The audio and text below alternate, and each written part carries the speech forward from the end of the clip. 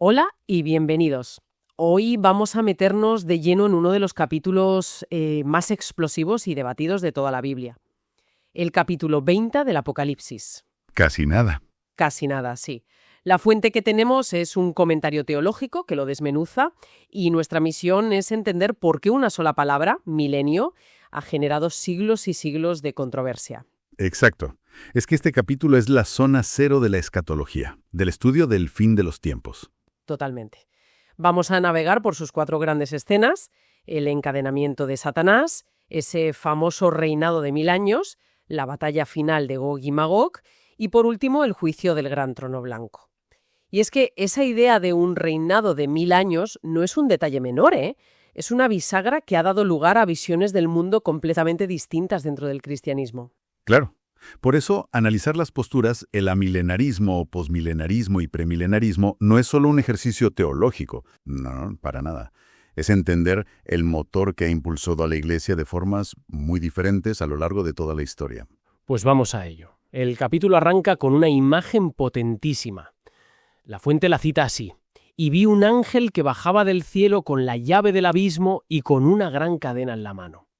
Una imagen muy visual, desde luego. Muchísimo. Y sigue.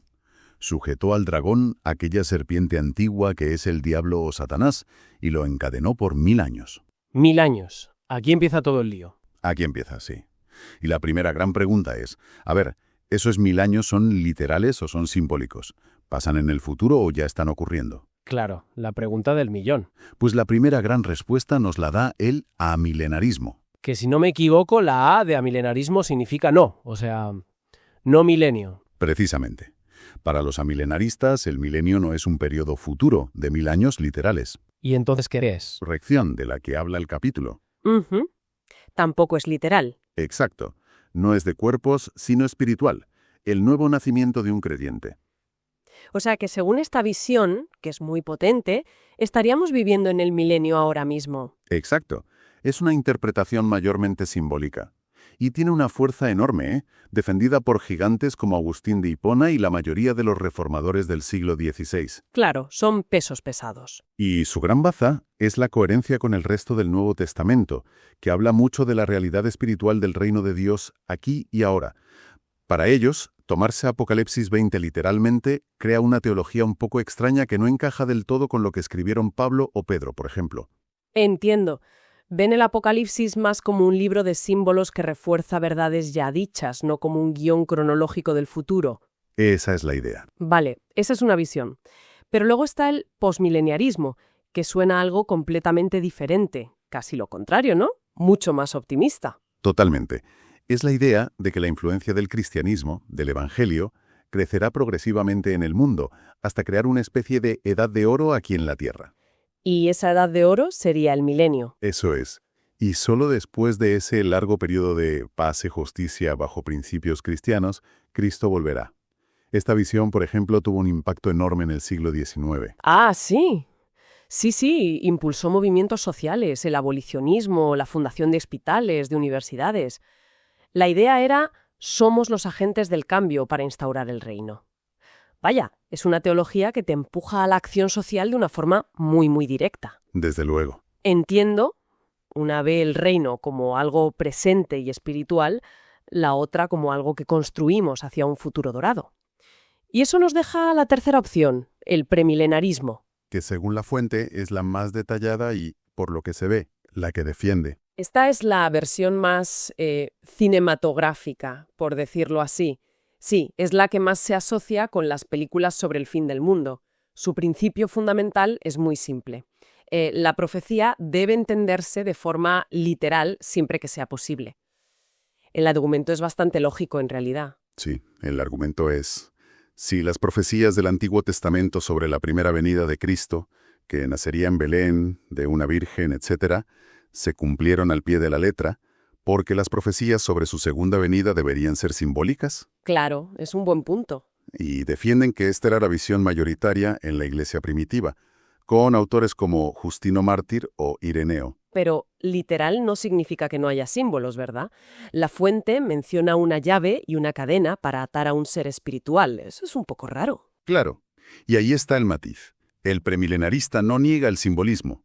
La fuente explica que el hecho, el encadenamiento de Satanás, es futuro y literal, pero la llave y la cadena son representaciones simbólicas del poder divino. Vale, o sea, nadie imagina a un ángel con una cadena de ferretería. Exacto. Se trata de entender que los eventos son reales, aunque la descripción use un lenguaje figurado. Vale, y dentro de esta visión literal, la fuente destaca una corriente llamada dispensacionalista. ¿Qué es exactamente? Suena muy técnico. Bueno, es una forma de leer la Biblia que divide la historia en diferentes dispensaciones o épocas en las que Dios interactúa con la humanidad de formas distintas. Para ellos, la Iglesia es una especie de paréntesis en el plan principal de Dios con la nación de Israel. Ah, aquí Israel tiene un papel clave. Fundamental. Por eso insisten en que las promesas del Antiguo Testamento a Israel, como la de un rey en el trono de David para siempre, deben cumplirse literalmente a Israel en la tierra. Y el milenio sería el escenario perfecto para que eso ocurra. Exacto, con Cristo reinando físicamente desde Jerusalén. Conectan esto directamente con el anuncio del ángel Gabriel a María en el Evangelio de Lucas. De acuerdo. De las tres, esta postura premilenarista parece la más compleja de encajar.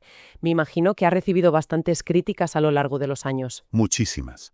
De hecho, la fuente se detiene bastante en las objeciones de un teólogo muy influyente, el Dr. M. Lloyd Jones, que básicamente intentó desmontarla punto por punto. Es interesante ver cómo la defiende. A ver, ¿cuál es la primera gran objeción, la que más pesa? Pues la primera es que esta idea de un milenio terrenal solo aparece aquí, en este único capítulo de toda la Biblia. 6 veces, pero solo aquí. Claro, suena un poco a construir toda una doctrina sobre un solo párrafo. Ese es el argumento. Si es tan importante, ¿por qué no lo mencionan Pablo, Pedro o los evangelios más claramente? Es un buen punto, la verdad. ¿Y qué responde la fuente? Pues responde con 2 argumentos. Primero, que se mencione 6 veces en un pasaje tan crucial ya es de por sí muy significativo. La repetición es para dar énfasis. Vale. Y segundo. Usa una analogía. La concepción virginal de Jesús solo se detalla en el Evangelio de Mateo, pero nadie en el cristianismo duda de ella por eso. Entiendo. El argumento del silencio no es definitivo. Eso es. Y además señalan que aunque el término 1000 años no aparezca, sí hay numerosas profecías en el Antiguo Testamento que hablan de un futuro reino mesiánico en la tierra con características muy específicas. Vale, entiendo la defensa. Siguiente objeción. Que esta visión se centra tanto en un futuro reino en la tierra que parece que se olvida de lo que Jesús dijo sobre que el reino de Dios está entre vosotros. Claro, parece que pospone toda la acción para el final.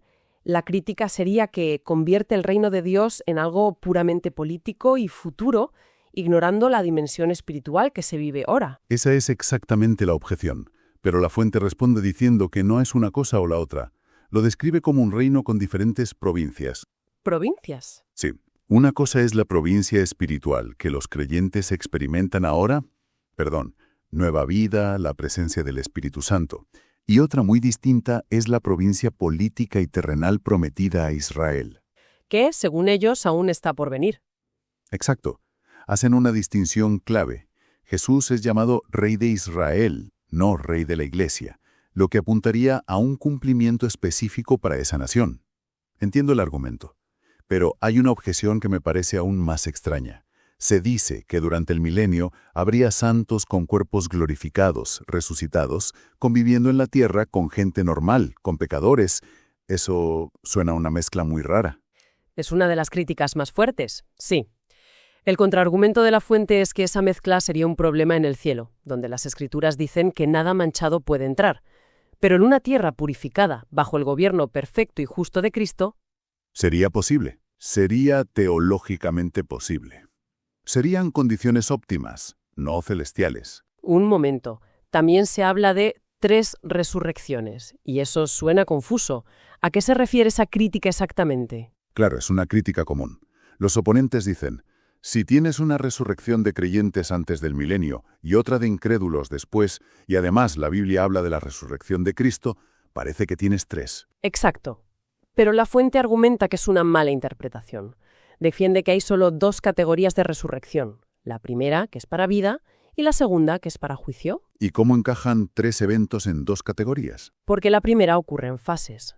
Piensa en ello como un tren con varias paradas. La locomotora, Cristo, llegó primero. El resto de los vagones, los creyentes, Llegan a la estación final justo antes del milenio. Ah, vale. ¿Y el otro tren? El otro tren, el del juicio, es un tren directo que llega 1000 años después. Son dos sistemas ferroviarios distintos, no 3 trenes en la misma vía. Esa analogía ayuda mucho, la verdad.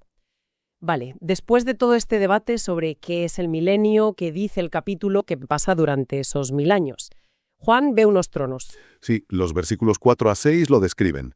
Ve a quienes se les da autoridad para juzgar, y específicamente a las almas de los que habían sido decapitados por su fe. Los mártires. Los mártires, sí. Y dice que volvieron a la vida y reinaron con Cristo 1000 años. A esto lo llama la primera resurrección, de la que hablábamos. Y aquí volvemos al debate clave. ¿Esa resurrección es espiritual, como dicen los amilenaristas, o literal y corporal? Exacto.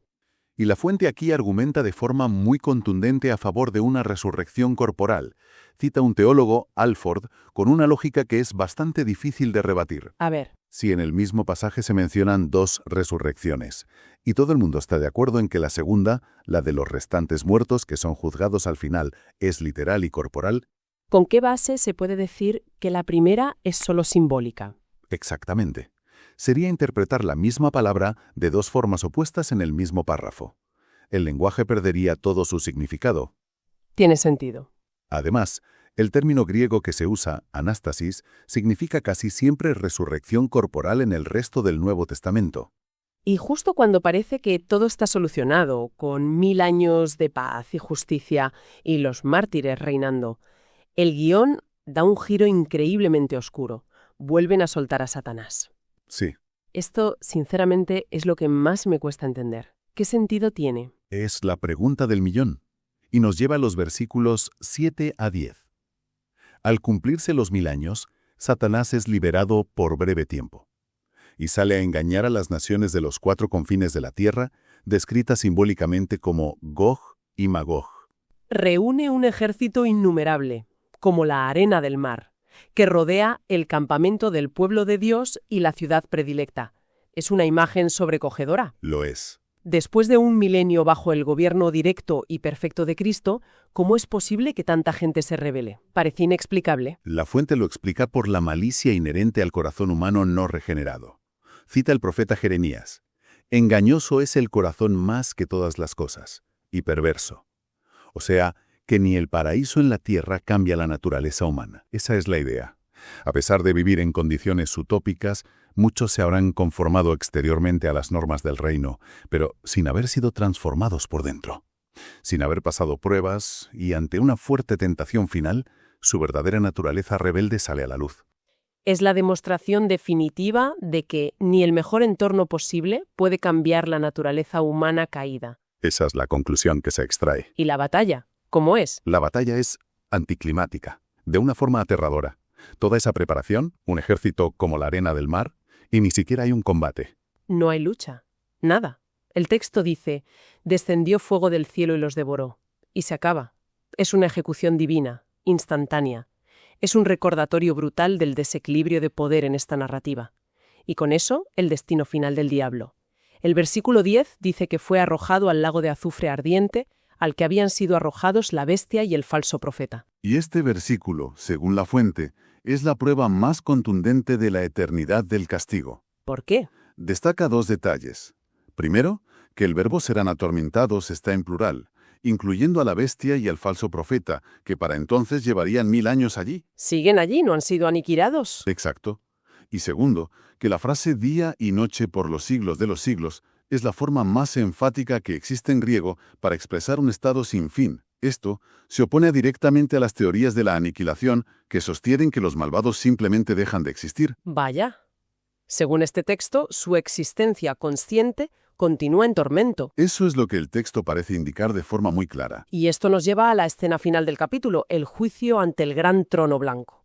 La tierra y el cielo huyen y se abren los libros. Sí, los versículos 11 a 15. Es una escena de una solemnidad absoluta. Los muertos, grandes y pequeños, sin distinción de estatus social, son juzgados según sus obras que están registradas en esos libros. Y se abre otro libro, el libro de la vida. El mar, la muerte y el Hades, el lugar de los muertos, entregan a los que tienen, lo que significa una resurrección universal de todos los que han muerto sin fe a lo largo de la historia. La conclusión es tajante. Totalmente.